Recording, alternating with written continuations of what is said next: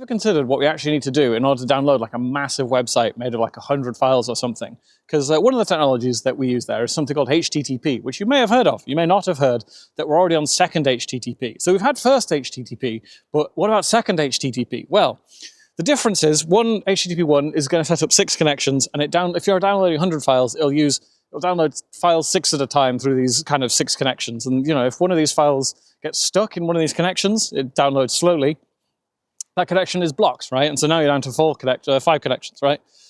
Which can be a bit frustrating. And also these 6 connections, they take a bit of time to establish, and then they're also sort of fighting each other for bandwidth, which then makes the whole thing a bit slow. So it was kind of designed for websites that were fewer than 100 files, like smaller websites, back in the olden days.